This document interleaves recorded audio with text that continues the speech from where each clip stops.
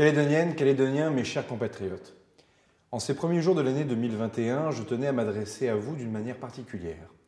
Pour vous présenter mes vœux, bien sûr, pour la nouvelle année, mais aussi par fidélité aux liens qui se sont noués lors de mon déplacement sur le Caillou cet automne. En octobre dernier, à la demande du président de la République, j'ai passé 3 semaines parmi vous.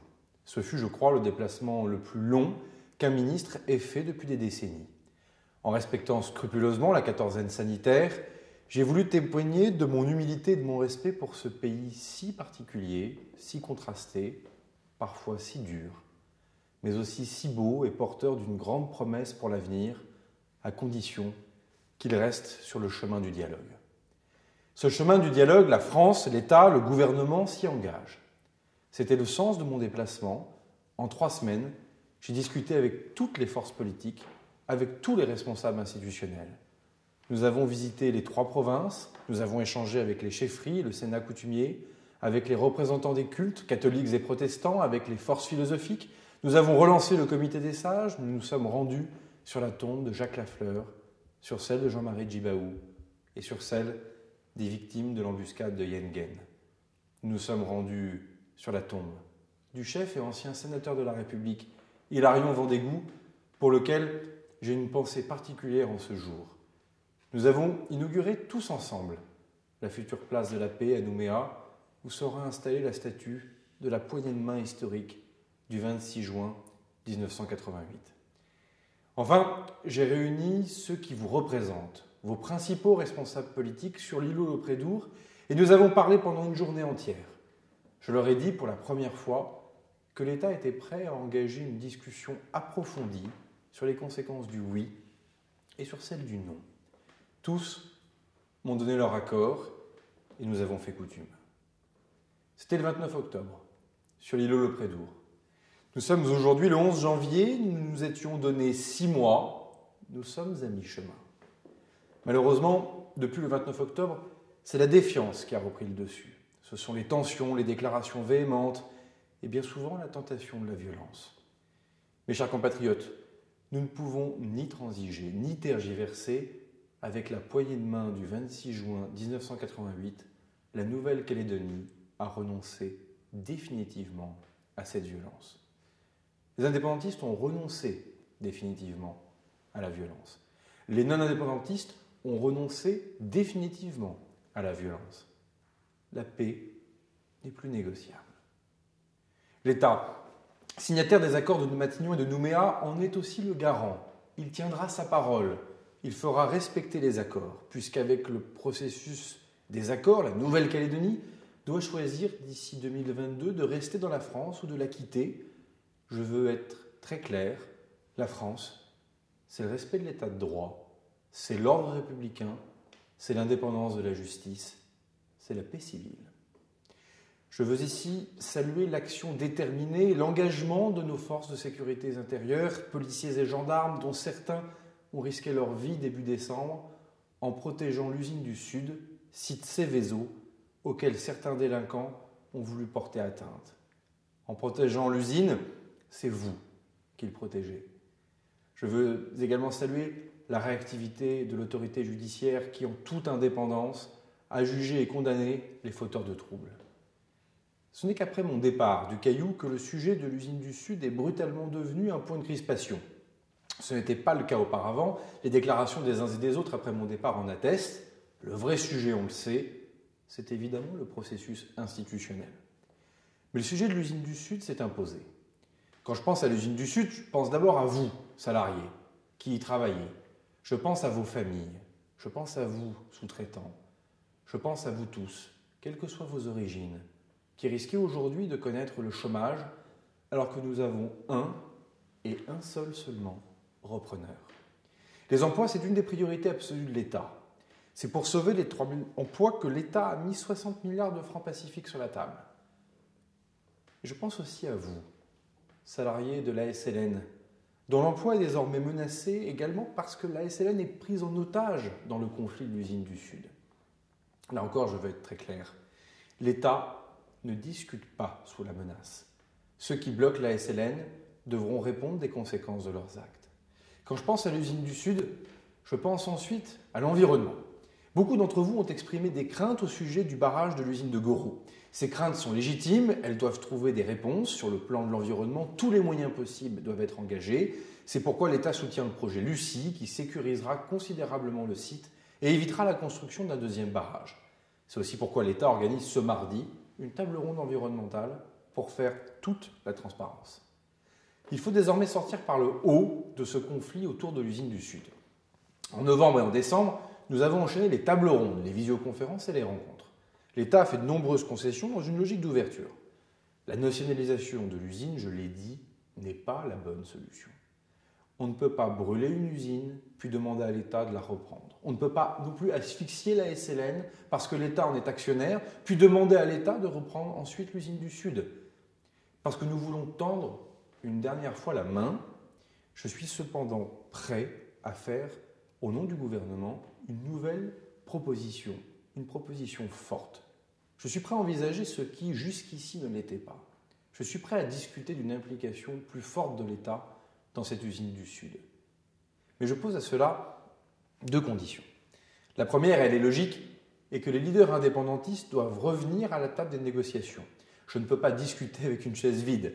Des rencontres bilatérales avec les uns comme avec les autres, d'ailleurs, sont possibles pour préparer les discussions, mais lorsqu'il s'agit de décider, il ne peut y avoir de destin commun sans que tout le monde soit autour de la table.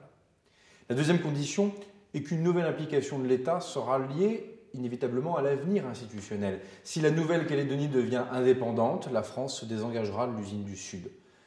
La proposition que je fais devra donc être assortie d'une clause résolutoire en ce sens. Cette proposition, je la ferai prochainement à vos responsables politiques. Dans l'hypothèse où elle serait refusée, ce que je n'ose imaginer, l'État prendra ses responsabilités. Ceux qui cherchent à faire échouer l'offre devront prendre les leurs. Par ailleurs, comme j'en ai déjà fait la proposition, les responsables politiques qui le souhaitent peuvent venir à Paris à tout moment pour échanger directement avec le gouvernement dans son ensemble. Si le dossier de l'usine du Sud est important pour eux, de même que j'ai fait la quatorzaine pour venir jusqu'à eux, ils peuvent venir à nous. L'usine du Sud ne doit pas pour autant nous faire oublier les autres sujets qui vous concernent directement. La crise sanitaire mondiale se poursuit et même si la Nouvelle-Calédonie est épargnée, nous savons que la situation d'isolement qui est la vôtre n'est pas tenable durablement. Ce vendredi matin, un avion militaire français a déposé les premiers vaccins sur le sol calédonien. Ce sont 14 000 doses permettant de vacciner 7 000 personnes qui ont été fournies gratuitement par la France. J'ai veillé personnellement à ce que les doses arrivent dans tous les Outre-mer au même rythme que dans les départements de l'Hexagone. Je suis donc particulièrement heureux que la campagne de vaccination puisse maintenant démarrer sous l'égide du gouvernement de la Nouvelle-Calédonie qui est compétent en matière de santé. Avec les pays insulaires qui ont été approvisionnés par les États-Unis, les territoires français sont ainsi les premiers à recevoir le vaccin dans le Pacifique. Mais les conséquences de la Covid ne sont pas que sanitaires. Nous savons qu'elles ont considérablement ralenti l'économie et exposé vos finances publiques. Là aussi, la France est présente, au travers des dispositifs de soutien aux entreprises, représentant au global 25 milliards de francs pacifiques, dont les prêts garantis par l'État, au travers également ce prêt de 28 milliards de francs pacifiques accordé au pays. Mais parce que la France, c'est la solidarité en cas de coup dur, nous irons plus loin encore. Pour accompagner le pays dans la gestion de cette crise inédite, je vous confirme ce soir que l'État accompagnera le gouvernement de la Nouvelle-Calédonie dans la prise en charge du coût de la quatorzaine selon des modalités que nous devrons définir tous ensemble. Là encore, la France respectera l'esprit de l'accord de Nouméa, solidarité en cas de coup dur, mais respect des compétences calédoniennes. Il vous revient de définir entre Calédoniens la réponse au déficit structurel des comptes du pays. Enfin, je ne peux pas terminer sans évoquer les échéances institutionnelles. Prenons un peu de recul. C'est l'enjeu le plus important. Quel sera l'avenir du Caillou ? Quel sera votre avenir ? À quoi ressemblera le pays dans lequel grandiront vos enfants ? Nous ne pouvons plus repousser. L'accord de Nouméa arrive à son terme en 2022. Le moment des décisions approche. Dans moins de 3 mois, le Congrès pourra décider de déclencher ou non le 3e et dernier référendum. Vous le savez, j'ai proposé aux responsables politiques de travailler sur les conséquences concrètes du oui comme sur celles du non. Pour le moment, je suis bien obligé de constater que ce travail n'a pas été engagé sur le fond. Pourtant, les questions sont nombreuses et vous méritez de savoir. Dans l'hypothèse de l'indépendance, pourrez-vous conserver la nationalité française? Quelle sera votre monnaie? Quel serait le modèle économique, le modèle fiscal? Qui remplacera les gendarmes? Qui rendra les décisions de justice? Quels seront les droits des minorités, les droits des femmes, les droits des homosexuels? Avec quel pays de la zone formerez-vous des alliances? Dans quel pays pourrez-vous étudier demain? Est-ce que le droit de vote sera ouvert à ceux qui en sont aujourd'hui exclus? Et là aussi, si la Nouvelle-Calédonie choisit de rester française, est-ce qu'il sera possible de choisir l'indépendance dans quelques années? Qu'est-ce qui doit changer par rapport à aujourd'hui, dans le partage des compétences, dans le partage des richesses? Que pouvons-nous faire de mieux pour le rééquilibrage, pour sauver l'industrie du nickel? Qu'est-ce que la France peut apporter à la Nouvelle-Calédonie dans cette zone du Pacifique à un moment où les tensions montent? Répondre à toutes ces questions est difficile, je ne l'ignore pas. C'est d'ailleurs sûrement pour cela qu'elles ont toujours été évitées soigneusement ces dernières années et qu'il me revient aujourd'hui d'instruire ce moment délicat du processus. Cependant, il n'est pas dans mon caractère d'abandonner et le président de la République et le Premier ministre souhaitent que nous avancions tous ensemble. C'est pourquoi je remettrai prochainement à ceux qui vous représentent un document écrit et complet qui recense l'intégralité des questions posées par le oui comme par le non. Ce document sera inédit par son ampleur et sa précision. Je leur demanderai d'y réagir formellement. Là encore, chacun devra prendre ses responsabilités. Parallèlement, j'ai demandé au haut-commissaire de la République de déclencher la grande consultation de la société civile que j'avais annoncée lors de mon déplacement. Je vous invite ainsi à prendre la parole et à vous faire entendre. Même si vous êtes collégien, lycéen, même si vous n'êtes pas citoyen calédonien, ce n'est pas parce qu'on n'a pas le droit de vote que l'on n'a rien à dire. Le haut-commissaire dévoilera les modalités de cette consultation dans les prochains jours. Cependant, faire participer tous les Calédoniens ne suffira pas. Une large partie des questions que j'ai soulevées à l'instant ne trouvera de réponse qu'à Paris. Par exemple, l'hypothèse de la double nationalité dépend d'une discussion puis d'un vote au Parlement et donc des forces politiques nationales. C'est pourquoi j'engagerai dans les prochains jours un cycle de consultation avec les forces politiques pour évoquer l'avenir institutionnel de la Nouvelle-Calédonie. Au-delà de Paris, j'engagerai enfin, et c'est un point important, des contacts sur le plan international pour évoquer la situation calédonienne avec l'Organisation des Nations Unies. Nous arrivons à une étape décisive du processus de décolonisation. Le moment est donc venu de tirer les leçons de plus de 30 ans de rééquilibrage, de partage du pouvoir, de construction du destin commun et de partager en toute transparence devant l'ONU les enjeux du oui comme les enjeux du non. Calédoniennes, Calédoniens, que pouvons-nous souhaiter ensemble pour 2021? Il y a tant à faire, je veux garder l'espoir. Certes, il nous reste du chemin, mais le pari de l'intelligence qu'avaient fait Jacques Lafleur et Jean-Marie Tjibaou n'est pas perdu. La Nouvelle-Calédonie est forte, forte de son histoire, douloureuse bien sûr, mais aussi courageuse et singulière. Forte de l'exemple de ses anciens, des vieux, ceux qui n'acceptaient pas le visage que la France donnait à l'époque coloniale et qui se sont battus contre elle. Mais aussi ceux qui avaient choisi le vrai visage de la France, qui ont cru dans la promesse de liberté, d'égalité, de fraternité, et dont beaucoup sont morts au combat pour elle.